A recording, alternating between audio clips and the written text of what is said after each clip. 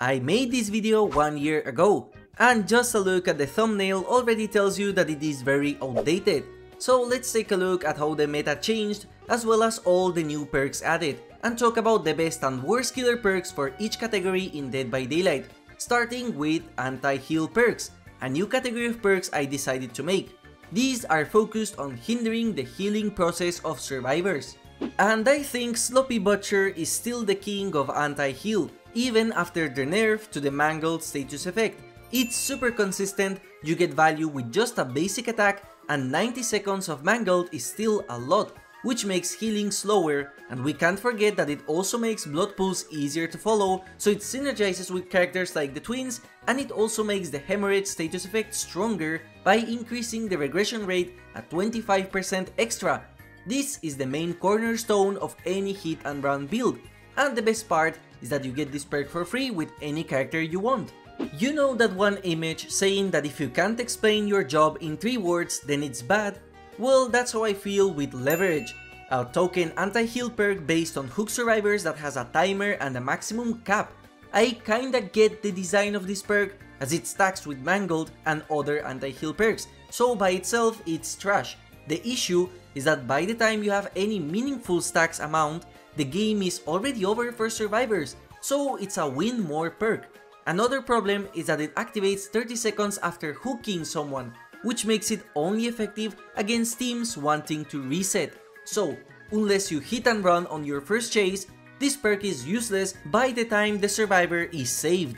Make it so that it activates after a survivor is unhooked, and I see a perk with a lot of disgusting potential, but even then, just run add-ons that give the broken status effect, or better yet, run Sloppy Butcher. Next up, we have the second biggest category of perks, Aura Reading perks, which will reveal the auras of survivors during specific cases, and let's talk about the best one. Lethal Pursuer is still the best aura reading perk in the entire game, and that's all thanks to the amazing effect it has of extending the duration of any aura read perk for 2 seconds.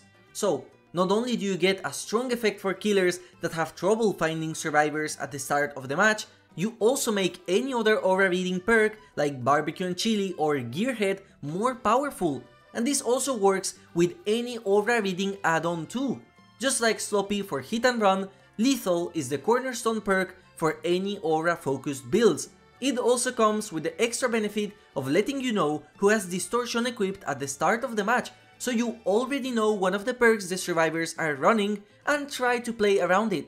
As of the worst aura reading perk, we have a stinker. In fact, the only perk that doesn't benefit much from the Lethal Pursuer buff, and that's Territorial Imperative. Unlike its pay-to-win brother, Territorial is a free teachable perk from the Huntress that will notify you as well as reveal the aura of any survivor that enters the basement as long as you are 24 meters away from it. How this unhealthy perk design is still in the game, I am wondering to this day, as you can get the same effect from Darkness Revealed, a perk that shows the auras of survivors near lockers, and since the basement has lockers everywhere, you will see them if they are around.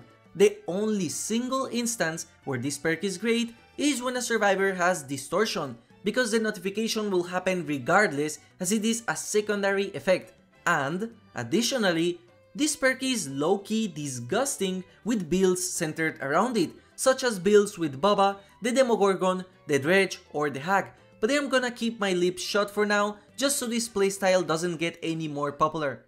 Next up, we have another new tier I made for this video.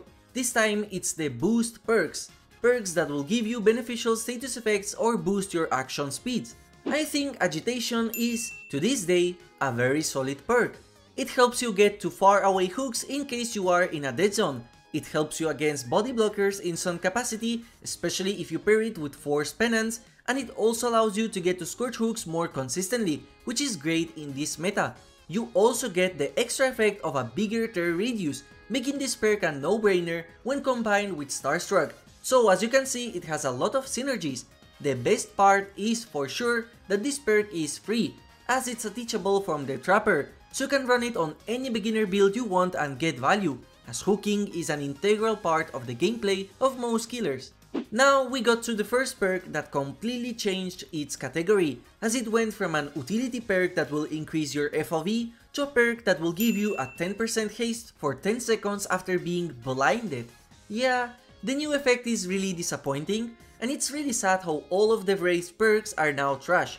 Not only do you lose part of the effect during the pallet breaking animation, or in the case of a blast mine, during the stun, but survivors also have a fun perk called Champion of Light, which completely counters it as it gives you a 20% slowdown to the killers.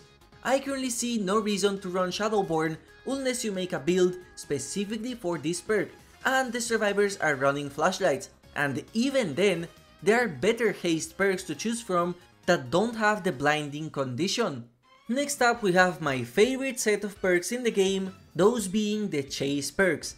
These are focused on helping killers in order to make their chases end faster. And out of all chase perks, Bamboozle is still the only one that I think is actually game changing for certain killers. I can't play Hillbilly or Bubba without Bamboozle, and it also synergizes extremely well with Singularity during Overclock or Myers during Tier 3. Bamboozle not only makes the vault speed faster by 15%, the strong effect is the perk blocking the windows so survivors cannot use it for 16 seconds. It's a godsend in the shack window when you play as an M1 killer, and it's one of the only perks that allows you to dictate how the chase will go as a killer. Beast of Prey, on the other hand, is still the same trash perk it has been since its introduction back in 2017, and that's saying a lot considering the other candidate for this spot is Unrelenting. What this perk does is that you get the undetectable status effect after you reach Bloodlust 1, which is absolutely pointless since all it truly does is remove your red stain, which you can do with any other undetectable perk. You get a meaningless effect after spending 15 seconds chasing the same survivor when other perks can give you instant value, like its superior cousin Rapid Brutality, and 15 seconds is a lot of time in Dead by Daylight. In fact, you can like this video and subscribe to my channel and you will still have 12 seconds left before the effects of this perk kick in. It also gives you extra blood points for actions in the chase category, but this is not multiplicative as it only makes you reach the cap faster, so it's currently pointless in my opinion. Coming right up, we have debuff perks. Those perks that will give survivors bad effects that will hinder their survival chances. I honestly really underestimated Mindbreaker back in the days. It gives survivors a blindness status effect as well as make them exhausted, so it's completely countering perks like Kindred, Bond, or any other aura reading perk survivors have, and it also removes their opportunity to use exhaustion perks for 5 seconds. What makes this perk real good is when you combine it with other debuffs in order to extend the duration of the blindness or exhaustion, as the survivors will keep those effects as long as they are repairing generators. So you are basically punishing the survivors for doing their objectives. And don't sleep on the blindness effect, since the most popular perk in the entire game is Windows of Opportunity, which means you will get value almost always with Mindbreaker. You just won't feel it as impactful as an active perk like Bamboozle. And holy, I don't know what I was thinking in my last video by putting Dragon's Grip as the worst debuff perk when things like Septic Touch exist. That's possibly one of my worst takes, and that's saying a lot.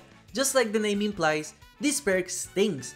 It gives survivors that heal inside your turn radius the blindness and exhausted status effect, just like Mindbreaker, only this time for 10 seconds.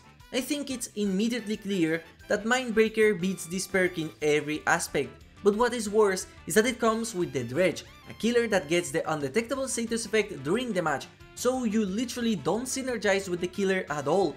If you want a perk to hurt survivors that heal, just use Coulrophobia.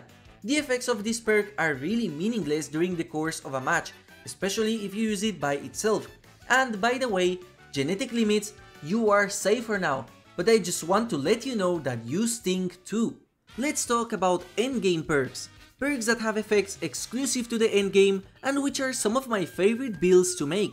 As for the best perk, we have No Way Out, possibly one of my favorite perks in the game next with Lethal Pursuer. No Way Out will reward you for hooking all 4 survivors with stacks that will block the exit gates for a maximum of 60 seconds during the endgame, also notifying you when a survivor touches it. This perk is insane. It rewards you from playing well, and it basically always gets value. If you finish a match without triggering the perk, that means you won, but if you do trigger it, you get 80 seconds of extra time combined with the time it takes to open an exit gate. That's the duration of an entire generator. This perk is also really disgusting when you find the hatch against the last survivor, because in that case, you basically won the match, as you will know the location of the survivor thanks to the notification this perk gives when activated. It doesn't matter what build you make and what killer you use this, No Way Out is fantastic. And since I decided to change Fire Up's category as it didn't make much sense as an endgame perk, this means Terminus is sadly the new worst endgame perk in the game, which is sad for me as I wanted it to work. Terminus will give any non-healthy survivor the broken status effect until the exit gates are opened, and it also makes this effect linger for 30 seconds after someone opens the doors. In other words, it's a fantastic perk on characters like Twins or the Plague, and it also kinda counters Adrenaline, especially when you combine it with No Way Out, as it will guarantee 90 seconds of survivors being completely broken, which is 10 more seconds than Forced Penance. I think this perk is underrated, as it will completely mess with any comeback opportunities survivors have in the endgame, but it's true that there are better choices overall. Now let's talk about a very popular category, and that is gen blocking perks. As the name implies, these perks allow you to block generators for a certain amount of time. Now I know that Grim Embrace got a huge buff and is now usable, however in terms of pure value, I still think Deadlock is just significantly better. While it can be argued that Corrupt Intervention is a better perk since the impact is significantly more noticeable in the start, I think more killers benefit from Deadlock as it's a free effect you get whenever a survivor repairs a generator. 30 seconds of free time with the most repaired generator blocked, and something that not many players talk about is the crucial information this perk gives, as it will tell you the location of the most repaired generator on the map. So, if you see a barely repaired gen, that means the rest have less. You don't have to do anything for it to work, and you can use it on anyone you want, since it will never be a wasted perk slot. It's true that it doesn't synergize well with most regression perks, but that's the only negative I can mention about Deadlock. And since Grim Embrace got a massive buff to its utility, by process of elimination I have to put Thrilling Tremors here, but that doesn't mean I think it's a bad perk. It's a bad gen blocking perk, but the true use of Thrilling is as a tracking perk, letting you know which generators are being repaired, which allows you to pressure them after hooking a survivor. But I have 3 issues with it. First one is that experienced survivors can let go of the generator in order to prevent you from finding where they are repairing. Number 2 is that it doesn't synergize well with Pain Resonance if the most repaired generator is blocked when you hook a survivor. And third is that it has a very lengthy cooldown, so if you perform too well, you might lose value on this perk. Probably the most mangled perk category from this video is gen regressing perks, as in my last video, the Eruption meta was still prevalent. These perks are focused on regressing the progress of the generators. Instead of Call of Brine or Overcharge, we now have Pop Goes the Whistle back from the dead as one of the strongest gen regression perks in the game, especially when combined with Pain Resonance against a gen efficient team. After hooking a survivor, Pop will activate for 45 seconds and the next generator you kick will be regressed by 30% of its current progression, which means that the more a gen is repaired, the stronger the regression will be. This is the only perk that will help you defend a 3 generator setup even after the new prevention mechanic, and it's extremely brutal against a 3 versus 1. And possibly the biggest disappointment in this video is the newest perk from the Unknown, which is one of the worst designs I have ever seen in the game. Undone works with stacks, and you get 3 for each skill check survivors miss. Once you kick a generator, consume all tokens to regress the gen for the same amount of tokens you got, and also block that generator for the same amount of time. This is fantastic against new survivors, but against strong ones, this perk is useless, and the worst part is that at best, this perk doesn't mean much, because if survivors are missing that many skill checks to give you stacks, that means you are probably winning the match either way. It's the definition of a win more perk that is completely underwhelming even at best. Coming right up, we have the Hex perks, the biggest category so far with a lot of interesting variety.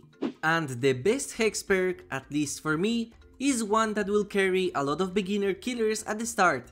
Hex No One Escapes Death, or NOED in short. NOED activates in the endgame, and it will give all survivors the exposed status effect, as well as a 4% haste boost for the killers, with the best feature being definitely the fact that survivors won't know you have this perk until they get hit by it, or until they find the totem first. Since the release of Dead by Daylight, NOED has been an absolute menace against the new players in the game, and to this day, even after 4 nerfs, it still remains king as one of the most iconic Hex perks in the game. This perk can single-handedly make a lost match into a 4K if you're lucky enough. And since Windows is a meta perk, in my opinion the third seal is no longer the worst Hex, as this position is now taken by Huntress Lullaby, a Hex that will make skill checks harder to hit. Again, if you play against bad survivors, this is just a win more perk, and the only way to use it is in impossible skill check doctor builds, where it's still considered mediocre. Even statistically speaking, this perk is bad, because it only has a 1% difference compared to Unnerving Presence or Merciless Storm according to official developer data. Huntress Lullaby can be strong if you defend the totem and get 5 stacks, but by that time, you could have had Devour Hope, which will reward you significantly more for the same effort. This perk is just not worth it most of the time. Fun fact, the Huntress is the only killer that has each of her perks as the worst, which is just funny to me. We're talking about a killer that has had trash perks for almost 7 years now. Next up we have Obsession perks, which are all perks tied to the Obsession mechanic. And the Chucky brought to Dead by Daylight what is in my opinion the best Obsession perk in the entire game by a considerable margin.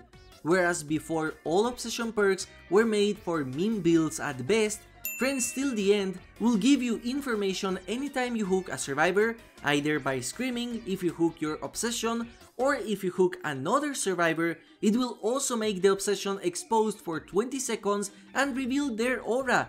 No matter who you hook, you get value. It's just an insane perk that works on so many killers that have high mobility like the Dredge, Sadako, or even Freddy. Now you thought I was gonna put Game Afoot here, right? Well, in my opinion, Dying Light is just worse. As long as the Obsession is alive, they will get a huge bonus of 33% in altruistic action speeds, and for each time you hook a survivor that is not your Obsession, everyone else will get a penalty of 3% up to a maximum of 33%. It's a terrible, meaningless effect that requires a lot of setup, all meanwhile your Obsession gets a solid buff to healing others, which nullifies the strength of this perk. Now don't get me wrong, Game Afoot is bad, but at the very least, it still has niche uses, whereas Dying Light is a straight up perk that buffs the survivors.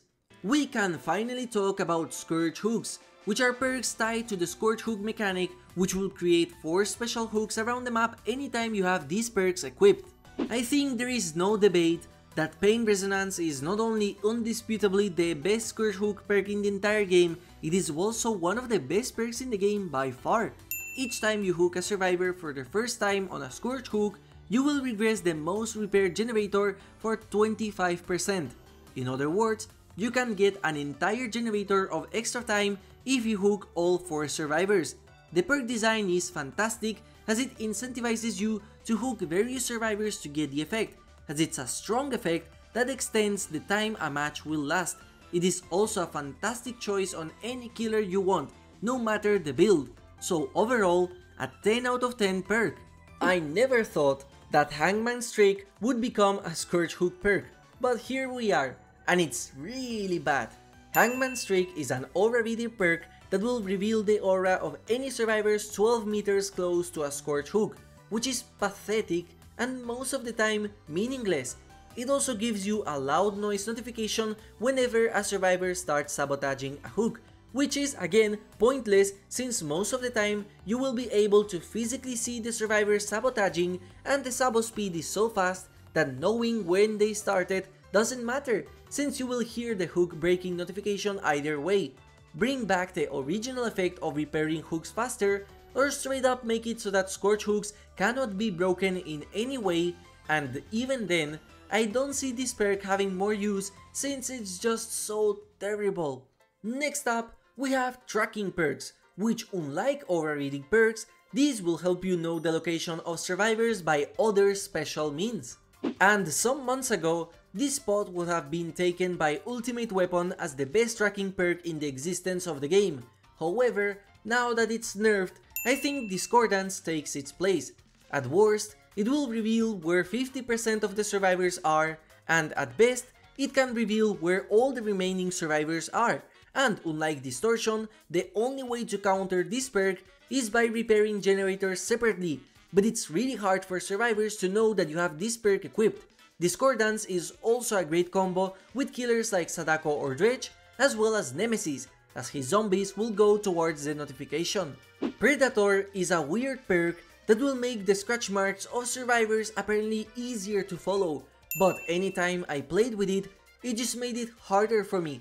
Besides, lightweight and various survivor perks that counter scratch marks like Distortion only make this perk worse, so I see absolutely no reason to run this in any build besides Wraith's Adept. And last but not least, we have utility perks, which are perks with niche effects that will help you in a specific case. Considering that there is no reason for a survivor to not bring items, this makes Franklin's Demise an almost always wise pick anytime survivors have strong medkits, toolboxes or flashlights. Franklin's is a very annoying perk which will make any survivors hit with your basic attack drop the item they were carrying, already a pretty strong effect. But it can also potentially lead to downs, as it makes some survivors very greedy with wanting to recover their lost item, because if they don't, the item will slowly lose its charges. With the nerf to medkits, this means that just with one attack, the medkit is rendered useless unless it's stacked with add-ons. So essentially, you can get a lot of value with this perk, and also get no value at all. This perk is also one of the only counters that you can have to background players, as long as you catch them before picking a survivor up, as your only other option is Lightborn. And coming dead last as one of the worst perks in the entire game, we have Shattered Hope, a free perk designed to help with the boon meta by allowing you to break boons instead of extinguishing them, and also reveal the aura of any survivors inside the boon area whenever you do.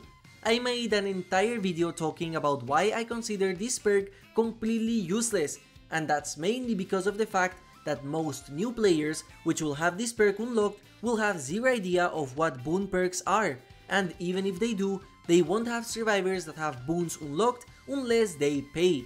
For me, this is by far the worst perk in the game, and a perk that I believe no one should ever waste a perk slot. Anyways, let me know what you think of my choices, and would you put a different perk as the best or worst of their respective categories? Let me know in the comments. Thank you for watching and have a nice day.